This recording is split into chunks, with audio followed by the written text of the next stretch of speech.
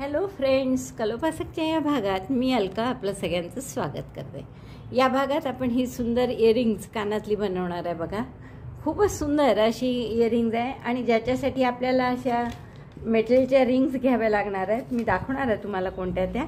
आणि आपल्याला दोन हे मोती लागणार आहे। फक्त 6 ग्रॅम वजन आहे या रिंगचं, म्हणजे या कानातल्याचं।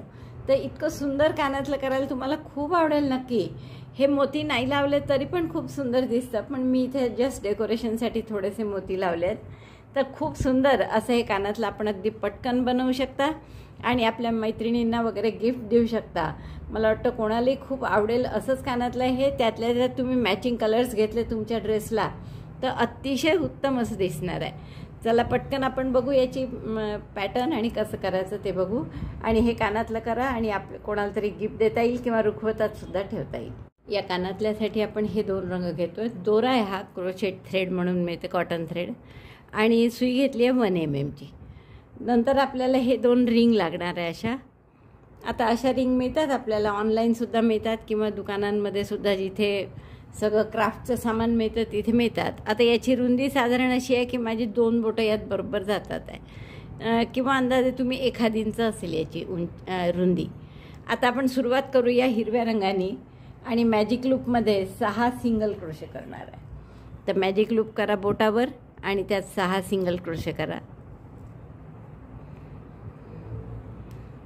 1 एक चेन केली आणि आता single crochet 1 2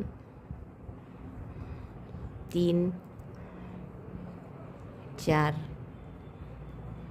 5 6।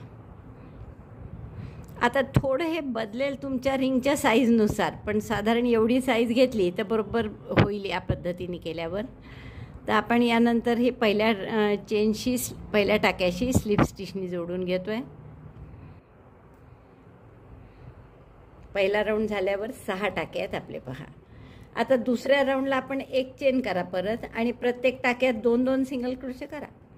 Single crochet 1 single crochet 2 त्याच टाक्यात। पुन्हा दुसऱ्या टाक्यात सिंगल क्रोशे 1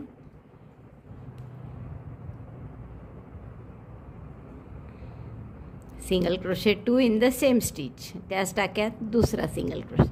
असे प्रत्येक टाक्यात 2-2 सिंगल क्रोशे करा।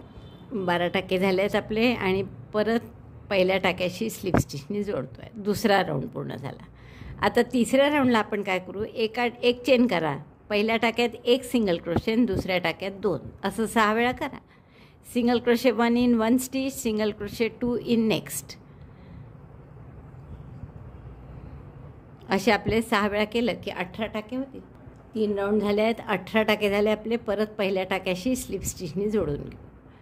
आता चौथ्या राऊंडला आपण काय करू, 2 टाक्यात 1-1 सिंगल क्रोशे। आधी एक चेन करा, single crochet 1 in 2 stitches, single crochet 2 in next. 2 टाक्यात 1-1 सिंगल क्रोशे केला आणि पुढच्या टाक्यात 2 single crochet. Single crochet 1 single crochet 2, 2 टाक्यात 1-1 आणि पुढच्या टाक्यात 2, असं 6 वेळा केलं की 6 चौक 24 टाके होतील आपले। तर हा राऊंड पूर्ण करून घ्या।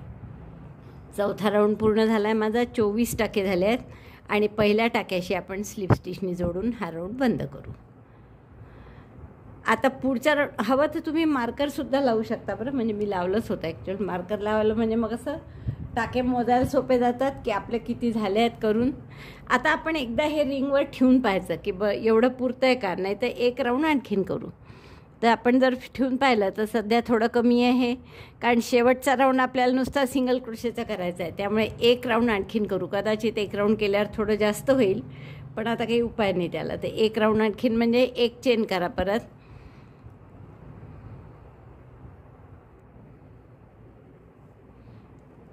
2 टाक्यात 1-1 सिंगल क्रोशे, 3 टाक्यात 1-1 सिंगल क्रोशे, 1 2 3, 3 टाक्यात 1-1 सिंगल क्रोशे आणि पुढच्या टाक्यात 2, म्हणजे 5 टाके होतात। आणि असं 6 वेळा केलं की 30 टाके होतील आपले। Single crochet 1 in 3 stitches, single crochet 2 in next. एकदा पूर्ण करून झालं आपलं, म्हणजे 5 टाके झाले तर आपण मार्कर बसवून घेऊ इथे। 3 टाक्यात एक एक सिंगल क्रोशे आणि पुढच्यात 2. तर असा हा राऊंड पूर्ण करा. शक्यतोवर टाके घट्ट घेत चला, म्हणजे मग छान दिसतं ते. 1 2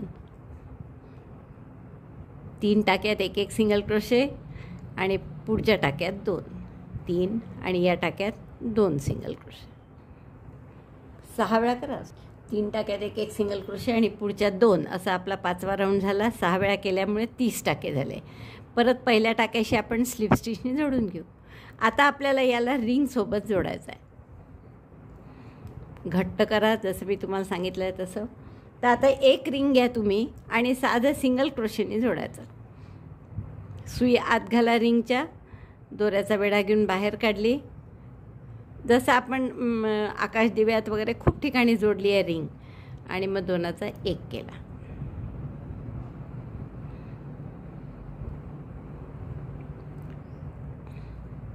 दोनाचा 1. परत पुढच्या टाक्यात सुई घातली, रिंग आतमध्ये घेतली, दोऱ्याचा वेढा घेऊन टाका काढला आणि 2चा 1 केला. पुन्हा बघा एकदा पुढच्या टाक्यात सुई घातली, रिंगच्या खालून घेतली, रिंग त्याच्यामध्ये आली कारण 2चा 1. सिंगल क्रोशे करत आहे आपण प्रत्येक टाक्यात एक एक सिंगल क्रोशे. फक्त करता करता रिंग आतमध्ये घेत आहे, त्याच्यात जोडत आहे रिंग. तर असा पूर्ण राऊंड करा. 30 सिंगल क्रोशे करायचे आहेत तुम्हाला.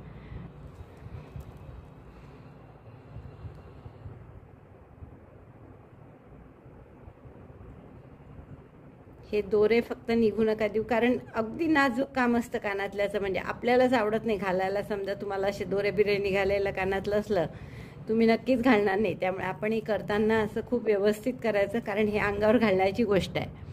टेबल मॅट, टेबल रनर वेगळी गोष्ट आहे, पण हे जेव्हा आपण दागिना म्हणून घालतो तेव्हा तो तसाच सुंदर असला पाहिजे. तर असा हा राऊंड पूर्ण करा. प्रत्येक टाक्यात एक एक सिंगल. बघा आपण रिंग जोडली याला आणि सगळे टाके केले. 5 शेवटचे राहिले आहेत, 3 आणि 2 5 आणि 6. तर आपण या 6व्या टाक्यात काय करू, स्लिप स्टिच करू फक्त, सिंगल क्रोशे न करता. आणि पुढचे 6 आपण टाके 5 टाके विणणारच नाही. याचं कारण काय की जसं आपल्याला हे हुक थोडं सरकवून घेऊ आपण मध्यभागी, आणि हे कानात जर घालायचं असेल तर आपल्याला थोडं मोकळं पाहिजे ना. आता एक अजून दोन्ही बाजूनी पूर्ण सिंगल क्रोशे केले आणि पूर्ण बंद केलं तर मग आपल्याला घालता नाही येणार. तर हे असं इझिली काढघाल करता यावी म्हणून आपण शेवटचे 5 टाके हे करू, स्किप करू. आणि आता हा मी दोरा गाठ मारून कापून घेते. तिथल्या तिथे दोरा व्यवस्थित हाईड करून घ्या आणि त्याचं टोक फेविकॉलनी चिकटवायला विसरू नका.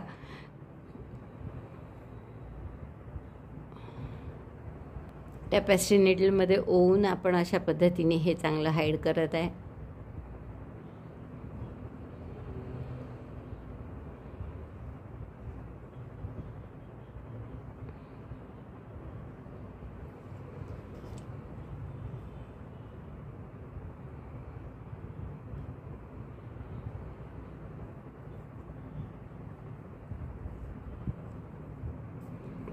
असं नीट हाईड करून घ्या आणि कापल्यानंतर दोऱ्याचं टोक फेविकॉलने चिकटवून घ्या. पुढचा राऊंड आपण या केशरी रंगाने करू. तर स्लिप नॉट करून घ्या. परत थोडा मी दोरा मोठा ठेवला म्हणजे सुईत ओवून ते टोक आपल्याला हाईड करायला बरं पडेल असं. आता आपण जिथे पहिला टाका केलेला आहे इथेच आपण हा पिवळा दोरा जोडू आणि इथे फक्त आपल्याला 5 डबल क्रोशेचा पफ करायचा आहे.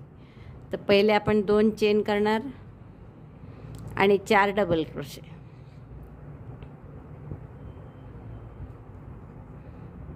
डबल क्रोशे 1, एकाच टाक्यात 4 डबल क्रोशे करा. 4 double crochet in 1 stitch.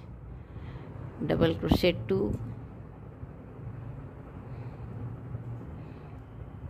Double crochet 3, double crochet 4. आणि पहिल्या 2 चेन केल्या होत्या. दोरा काढून घ्या या टाक्यातून, पहिल्या टाक्यामध्ये घाला म्हणजे 2 चेन किंवा 3 चेन केल्या तरी चालेल आणि हा टाका यातून पास करा. हा झाला आपला पहिला पॉपकॉर्न. आणि मग पुन्हा 2 चेन करा आणि त्याच टाक्यामध्ये जिथे सुरुवात केली होती तिथेच आपण स्लिप स्टिचने याला जोडून घेऊ.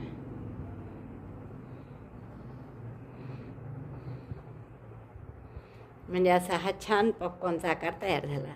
आता पुढच्या टाक्यामध्ये स्लिप स्टिच करा परत.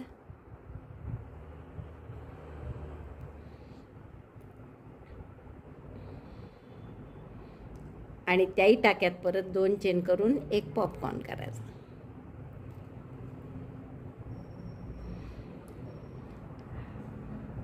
दोन चेन केल्या, 4 डबल क्रोशे त्याच टाक्यात, double crochet 1, double crochet 2, double crochet 3, double crochet 4, chain 2, double crochet 4 in the same stitch. सुई काढली या टाक्यातून आणि पहिल्या 2 चेनच्या टाक्यात घालून हा टाका पहिल्या टाक्यातून पास केला. परत 2 चेन करा आणि आपण मगाशी त्याच टाक्यात केलं होती स्लिप स्टिच, त्याऐवजी आपण पुढच्या टाक्यात करू, ते सोपं पडतं. पुढच्या टाक्यात आपण स्लिप स्टिच करून जोडून घेतला. हा दुसरा पॉपकॉर्न किंवा अशा गुलाबाच्या कळीसारखा आकार छान तयार झाला. पुढच्या टाक्यात पुन्हा एक स्लिप स्टिच करा आणि इथे परत एक पॉपकॉर्न, म्हणजे 2 slip stitch 1 popcorn. 5DC popcorn म्हणतो आपण याला, कारण 5 डबल क्रोशेचा केला आहे. 4 डबल क्रोशे घातले ॲक्च्युअल आणि पहिल्या 2 चेन. आता याच टाक्यात मी परत 4 डबल क्रोशे करून घेते. 4 डबल क्रोशे झाल्यावर सुई काढली आणि या 2 चेनच्या टाक्यात दुसऱ्या चेनमध्ये घातली आणि हा टाका यातून पास केला. पॉपकॉर्न तयार झाला. 2 चेन करा आणि पुढच्या टाक्यामध्ये स्लिप स्टिचने जोडा. यात केलेलं आहे आपण, तर याच्या पुढच्या टाक्यात स्लिप स्टिचने जोडला. पुन्हा आणखीन एका टाक्यात स्लिप स्टिच करा पुढच्या आणि इथे परत नवीन पॉपकॉर्न करा. तर असा हा पूर्ण राऊंड करून घ्या पॉपकॉर्नचा. एकदा परत दाखवते मी. 2 chain, 4 double crochet, chain 2, double crochet 4 in the same stitch. 4 double crochet झाल्यावर टाका मोठा करून सुई काढली, दुसऱ्या चेनमध्ये सुई घातली आणि हा टाका त्यातून पास केला. नंतर परत 2 चेन करा आणि पुढच्या टाक्यामध्ये स्लिप स्टिचने जोडा. आणखीन एका टाक्यात स्लिप स्टिच करा पुढच्या आणि तिथे पुन्हा पॉपकॉर्न करा. तर असे पॉपकॉर्न करत जा कुठपर्यंत, ही शेवटची स्लिप स्टिच केली आहे ना आपण त्याच्या आधीच्या टाक्यापर्यंत. तर हा राऊंड मी पूर्ण करते. बघा आपला पूर्ण राऊंड झाला आहे. हा 12 पाकळ्या कळ्या आल्या अशा, 3 आणि 3 6, 9 आणि 3 12 बरोबर हिशोब लागला. आणि कारण 30 टाके होते त्यातले 5 आपण सोडून दिले आहेत इथे, म्हणजे 25च आहे. त्यात शेवटच्या टाक्यात स्लिप स्टिच केली होती त्यामुळे 24च आहे. आणि आपण प्रत्येक टाक्यात एक स्लिप स्टिच आणि नंतर फूल असं केलं आहे, त्यामुळे बरोबर आपल्या 24 टाक्यात 12 फुलं होणार होते कळ्या. तर आपण आता इथे गाठ मारून घेऊ याला आणि हा दोरासुद्धा हिरव्यासारखा छान हाईड करून घेऊ. बघा इतकं सुंदर आपलं कानातलं झालं आहे. आता तुम्हाला जर हे लोंबतं करायचं असेल, थोडंसं लांब आवडत असेल तर 3 आणि 3 6 सोडा बरोबर. आणि या मधल्यातून असे नुसत्या चेन मिळतात त्या लावा लांब, किंवा आपण साखळ्या करून पिवळ्यानी एक खाली मोती लावून तसं सुद्धा लावू शकता. तर तुम्हाला जसं आवडेल तसं एवढं सुद्धा ठेवलं तरी खूप सुंदर दिसतं. तर असंच दुसरं करून घेऊ. ही 2 कानातली झाली आहेत आपली आणि खूप सुंदर दिसतात आहे बघा. तुम्हालाही नक्कीच खूप आवडतील आणि कोणालाही आवडतील बघितल्याबरोबर, इतकी सुंदर आहे. तर आवडलं असेल तर नक्की लाईक करा, शेअर करा आपल्या मित्रमैत्रिणींमध्ये. चॅनल अजूनही नसेल सबस्क्राईब केलं तर प्लीज चॅनल सबस्क्राईब करा. व्हिडिओ बघितल्याबद्दल धन्यवाद. थँक्यू.